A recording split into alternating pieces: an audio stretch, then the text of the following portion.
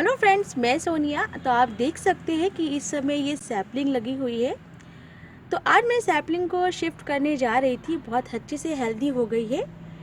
तो मैंने सोचा कि आज आपसे शेयर करती हूँ कि अक्सर सैपलिंग या हम कोई भी प्लांट शिफ्ट करते हैं एक पॉट से दूसरे पॉट में, तो वो मर जाते हैं जब वो इस तरह से छोटे होते हैं। यानी जब ज़्यादा हो बड़े होते तो नहीं ख़राब होते, पर इस तरह से छोटे प्लांट होते हैं तो वो अक्सर ख़राब हो जाते हैं। तो आज उसी का ही एक सिंपल सा मेथड शेयर कर रही हूँ कि आप किस तरह से हेल्दी सैपलिंग को या हेल्दी प्लांट को एक पॉट से दूसरे पॉट में शिफ्ट किए बिना इनको मारे। तो आप देख सकते हैं काफ़ी अच्छे से हेल्दी प्लांट है और कुछ मैंने इसमें से निकाल के अभी रखे हैं, तो मैंने कहा चलिए मैं आपसे शेयर करती हूँ। तो देखिए निकालने के बाद भी कितने से हेल्दी है ये। तो निकालने के लिए हमें सिर्फ सिंपल सा मेथड है, जैसे हम केक को कट करके पीस निकालते हैं, सेम ऐसे ही हमें इन्हें अपनी फैमिलियर सॉइल से अलग नहीं करना होता है, क्योंकि ये अभी छोटे हैं और आपको बिल्कुल इनको सावधानी से निकालना होता है। जैसे हम बस चारों तरफ से आपने अपने देख लिया कि अगर आपको ये वाला प्लांट निकालना है या इस साइड का, क्योंकि मैंने सारी सैपलिंग एक ही पॉट में लगा दी थी, तो इसी वजह से तो निकालने के लिए पहले हमें चारों तरफ से स्पेस बना लेना होता है, जैसे कि इस तरह से आप देख सकते हैं। तो पहले हम यहाँ पे इस तरह से स्पेस बनाएंगे थोड़ा सा खुरपी की हेल्प से, और इधर से थोड़ा सा स्पेस बनाएंगे। और अगर आपके पॉट की मिट्टी ड्राई हो तो आप वाटर डाल के थोड़ा सा 15-20 मिनट रुक जाइएगा, फिर ये काम कीजिएगा। ऑलरेडी यहाँ पे इतनी बारिश हुई है तो पूरा पॉट काफ़ी अच्छे से गीला है, तो ये ईज़िली निकल आएगा। तो मैंने कहा आज मैं सैपलिंग निकाल लेती हूँ, और इधर से भी हम थोड़ा सा करेंगे जिससे ये मिट्टी लूज़ हो जाएगी और पूरा प्लांट ईज़िली निकल आएगा।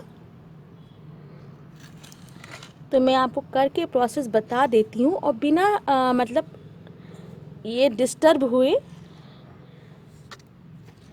तो अपनी फैमिली सॉइल के साथ जब ये निकलता है ना, बस थोड़ा सा हाथ से लेके हमें इसको निकाल लेना होता है इस तरह से। तो आप देख सकते हैं सारी सैपलिंग मैंने इस तरह से निकाल ली है, और इसी तरह से ही निकालने से ये रहता है कि सैपलिंग कभी मरती नहीं है, और जब दूसरे पॉट में आप इसको लगाएंगे तो ये अच्छे से सेट हो जाएगी, क्योंकि इसकी ऑलरेडी फैमिलियर मिट्टी इसके साथ में है। तो जब इससे ये दूसरी मिट्टी में आप लगाएंगे तो धीरे धीरे करके ये मिट्टी से अपनी रूट निकालती जाएगी और दूसरी वाली मिट्टी में सेट होती जाएगी। तो ये प्लांट जल्दी ख़राब नहीं होते हैं।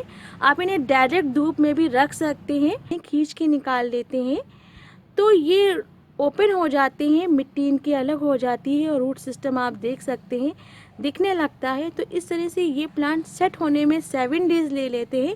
तभी अगर आप शिफ्ट करती हो ये मुरझा जाते हैं, तो इस तरह से बिल्कुल नहीं लगाना है आपको। और इसको 7 डेज़ की जब हम केयर करेंगे तब ये फिर से हरा और ग्रीन बन जाएगा। क्योंकि अभी तो आपको ये लग रहा होगा बिल्कुल हेल्दी है और इसको लगा देंगे, लेकिन नहीं, ये लगाने के बाद मुरझा सा जाएगा। पर आप इस तरह से अगर आप मिट्टी से साथ में निकालते हैं तो ये बिल्कुल नहीं मुरझाते हैं, और इनको आप डायरेक्ट धूप में भी रख सकते हैं। तो कभी भी आप प्लांट को शिफ्ट कीजिए तो कभी हमेशा उसकी फैमिलियर सॉइल के साथ ही निकालिए। थोड़ा सा सावधानी बरतिए कि अभी ये छोटे होते हैं। बड़े पॉट भी अगर आप शिफ्ट कर रहे हैं तो वो भी आप ऐसे ही कीजिएगा। तो फैमिलियर सॉइल के साथ जब भी आप प्लांट निकालेंगे तो वो कभी भी कहते कि ख़राब नहीं होगा, क्योंकि ये एकदम से सहम से जाते, क्योंकि इनकी फैमिलियर मिट्टी हट जाती है। तो दूसरी मिट्टी में एडजस्ट होने में ये 7 डेज़ ले लेगा, और 7 डेज़ में इसकी पत्तियाँ वत्तियाँ सब झड़ जाएंगी। तो आपको लगेगा अरे मेरा प्लांट ख़राब हो रहा है, पर अगर आपने ज़्यादा ध्यान नहीं दिया तो ये वाकई में ख़राब हो जाएंगे। तो 7 डेज़ की केयर करने के बाद ही ये सेटअप होते हैं, पर इसमें आपको कोई भी केयर नहीं करनी, बस आपको पॉट में लगा देना है मिट्टी के अंदर स्पेस बना के। चलिए मिट्टी में लगा लेते हैं इसको, वो भी मैं आपको दिखा देती हूँ। तो सारी सैपलिंग मैंने इस तरह से निकाल ली है। अब मैं इसको दूसरे पॉट में लगाने जा रही हूँ। तो आप देख सकते हैं मैंने 2 ऑलरेडी लगा लिया है, और ये देखिए मैंने थोड़ा सा स्पेस बना लिया है, और बस इस स्पेस में इसको मैं ऐसे ही रख दूँगी।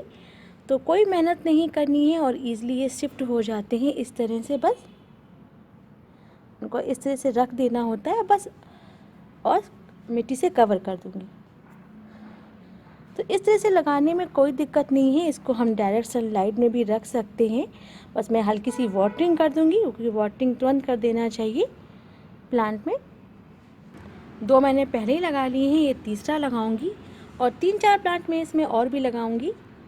देख सकते हैं मैंने सारी सैपलिंग इसमें लगा ली है और बस अब इसको वाटरिंग कर देना है और आप देख सकते हैं कितनी अच्छी से हेल्दी है। तो इन प्लांट में हमें कोई केयर नहीं करनी, इनको ऐसे ही सनलाइट में रखना है, इनको वाटरिंग करना है, फर्टिलाइज़र जो देना है वो दे सकते हैं। फिर लास्ट का है, अब इसमें मैं वाटरिंग कर देती हूँ इस तरह से।